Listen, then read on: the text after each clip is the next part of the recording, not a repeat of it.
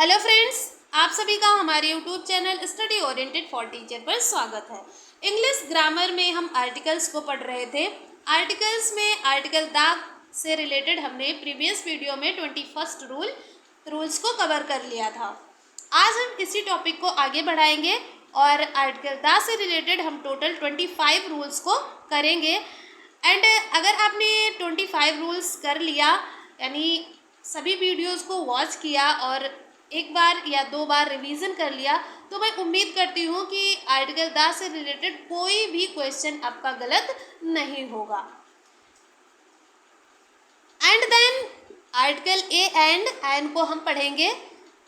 तो चैनल पे अगर आप नए हैं, चैनल को सब्सक्राइब करें, लाइक एंड शेयर करें। स्टार्ट करते हैं हम आज की अपनी वीडियो।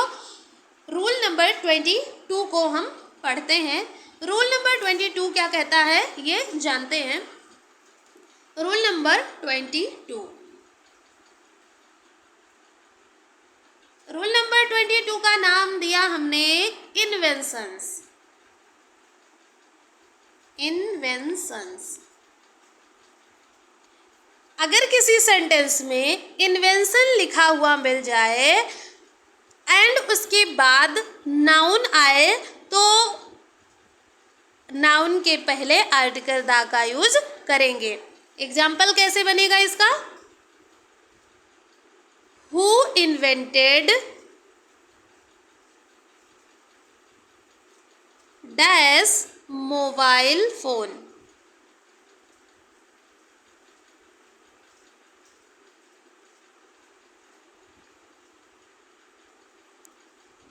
तो यहाँ पे इन्वेंटेड यानी इन्वेंशन की बात की गई है, सेकंड फॉर्म है, यानी किसने किया, मोबाइल फ़ोन का आविष्कार किसने किया।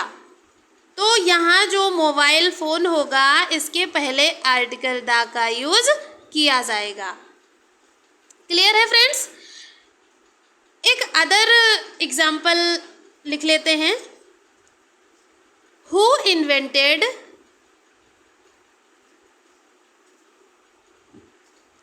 Dash television.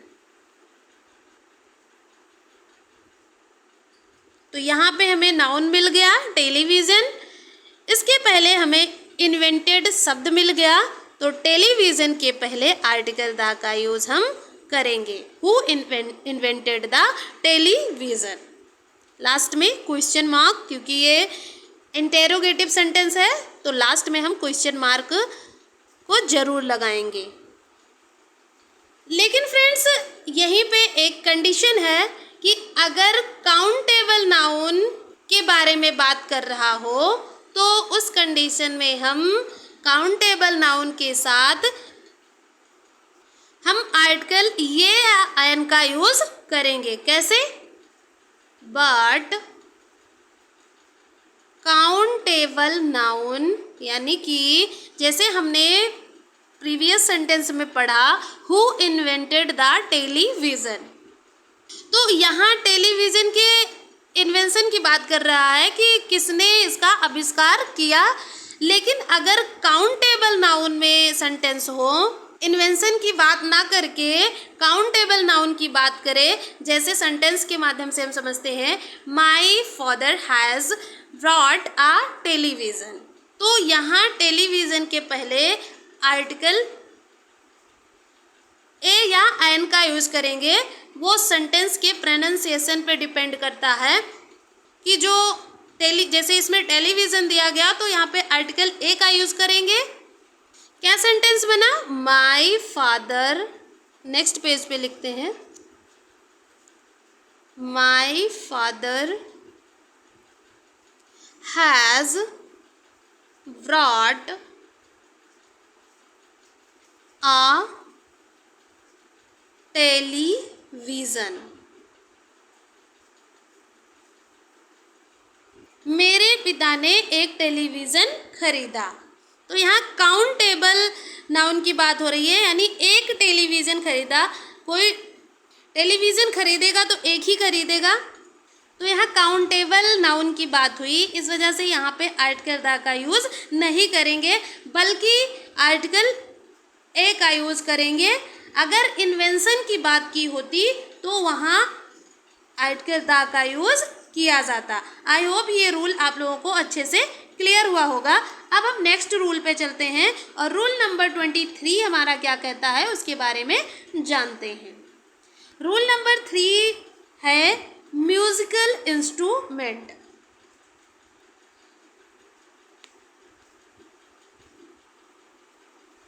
Musical instrument, musical instrument के साथ आर्टिकल द का यूज़ किया जाता है। ये सब तो जनरली हमने पढ़ा ही होगा अभी तक, लेकिन फिर भी हम सभी रूल्स को कवर कर रहे हैं तो साथ में इसको भी पढ़ते चलेंगे, कोई भी रूल नहीं छोड़ेंगे। इसके सेंटेंस कैसे बनेंगे? My friend plays dash guitar. तो यहाँ जो म्यूजिकल इंस्ट्रूमेंट है वो गिटार दिया हुआ है, तो गिटार के पहले हम आर्टिकल द का यूज़ करेंगे, क्योंकि ये रूल कहता है कि म्यूजिकल इंस्ट्रूमेंट का अगर सेंटेंस में कोई म्यूजिकल इंस्ट्रूमेंट लिखा मिल जाए तो उसके पहले आर्टिकल द का यूज़ करेंगे। नेक्स्ट सेंटेंस यानी एक दूसरा सेंटेंस लिख लेते हैं। She plays dash piano every evening.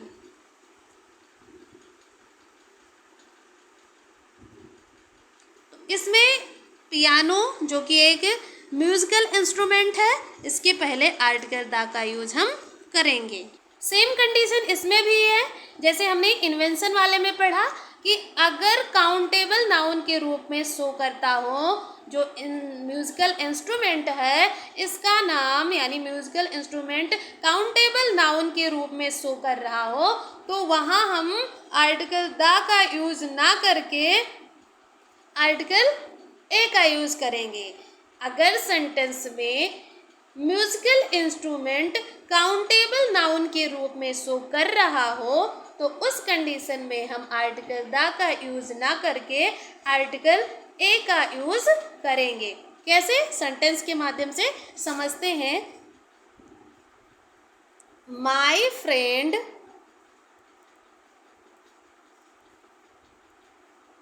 Has brought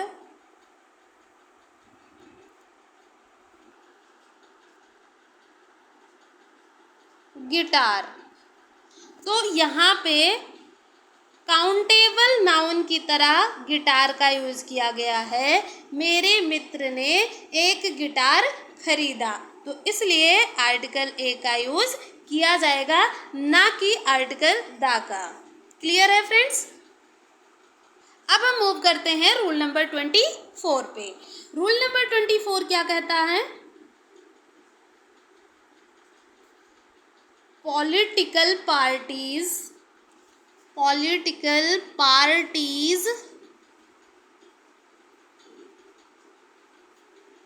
religious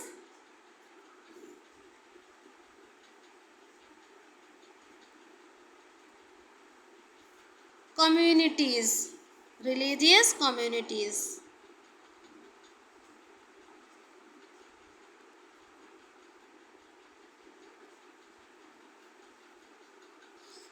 अगर अपने को किसी सेंटेंस में पॉलिटिकल पार्टीज या किसी रिलीजियस कम्युनिटीज़ की बात कर रहा हो सेंटेंस में, तो हम political parties and religious communities के पहले आर्टिकल द का यूज़ करेंगे। जैसे the NDA and the AAP आम आदमी पार्टी, ये एक पार्टी का ये भी नाम है, and the Hindu, the Muslims,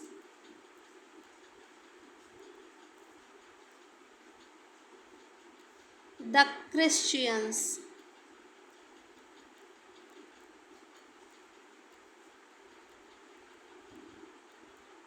ये तीनों ही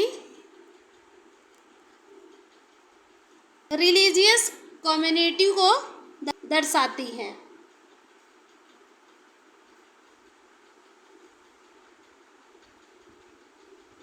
कम्युनिटीज। तो अगर सेंटेंस में पॉलिटिकल पार्टीज या रिलीजियस कम्युनिटीज के बारे में लिखा हो तो वहाँ पे हम आर्टिकल द का यूज़ करेंगे। जैसे हमने एग्जाम्पल देख लिया, द AAP यानी आम आदमी पार्टी, तो ये एक पार्टी है, पॉलिटिकल पार्टी है, तो इसके पहले हमने आर्टिकल द का यूज़ किया। नेक्स्ट है the Hindu, the Muslims, the Christians. तो ये तीनों ही रिलीजियस कम्युनिटीज़ को दर्शाती हैं। पूरी की पूरी कम्युनिटी यानी Hindu community, Muslim community and Christian community जो है उसको दर्शाती है। तो इन शब्दों के पहले आर्टिकल द का यूज़ हम करेंगे। वहीं अगर लिखा मिल जाए ही इज़ आ हिंदू, तो यहाँ पे हम द हिंदू नहीं लिखेंगे क्योंकि ये एक सिंगुलर नाउन है और वो भी पर्टिकुलर नहीं है। तो इस वजह से हम यहाँ आर्टिकल द का यूज़ ना करके आर्टिकल ए का यूज़ करेंगे और ही इज़ आ हिंदू, ये करेक्ट सेंटेंस होगा। क्लियर है फ्रेंड्स? अब हम चलते हैं रूल नंबर 25 जो कि आर्टिकल द का आखिरी रूल है। क्या कहता है 25 रूल? रूल नंबर 25, पहले हम इसके स्ट्रक्चर को समझते हैं। डैश नाउन प्लस एंड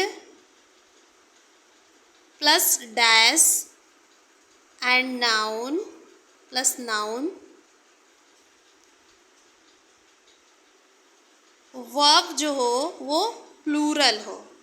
जब सेंटेंस में दो नाउन हो और दोनों नाउन को एंड से जोड़ा जाए, यानी noun plus and plus noun, दो नाउन हो और नाउन को एंड से जोड़ा जाए एंड जो वर्ब हो वो प्लूरल हो, तो उस सेंटेंस की जो सब्जेक्ट होगी वो भी प्लूरल होगी। तो इस केस में पहले नाउन के और दूसरे नाउन के यानी दोनों ही नाउन के पहले हम आर्टिकल द का यूज़ करेंगे।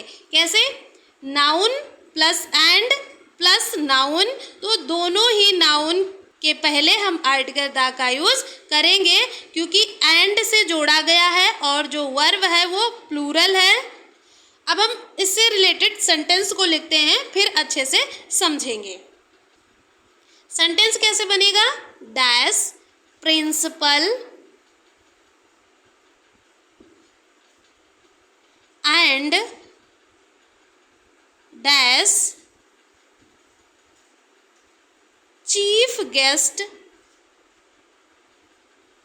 Have arrived.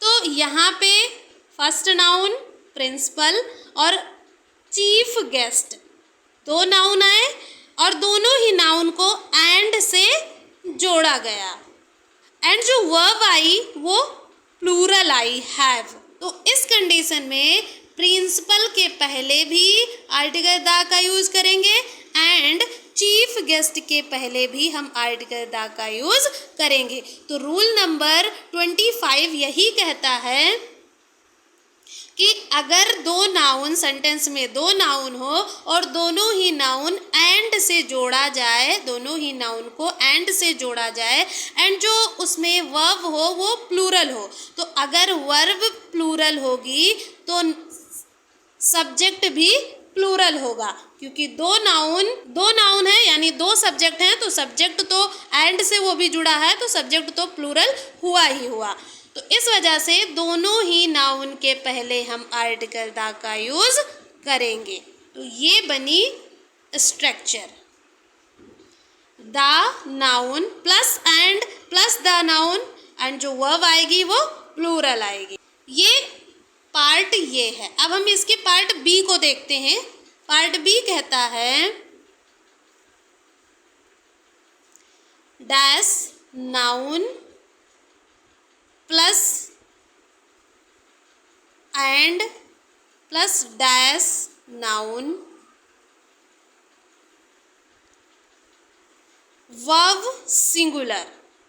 अगर सेंटेंस में दो नाउन हो और दोनों ही नाउन एंड से जोड़ी हो, यानी दोनों नाउन को एंड से जोड़ा जाए एंड जो वर्ब आए सेंटेंस में वो सिंगुलर हो, तो उस कंडीशन में हम क्या करेंगे, जो पहला सब्जेक्ट होगा यानी जो पहली नाउन होगी उसके पहले आर्टिकल द का यूज़ करेंगे एंड जो सेकंड नाउन होगी वहाँ पे आर्टिकल का यूज़ नहीं करेंगे, क्योंकि यहाँ पे एक ही व्यक्ति की बात की जा रही है। कैसे? सेंटेंस के माध्यम से समझते हैं। Dash principal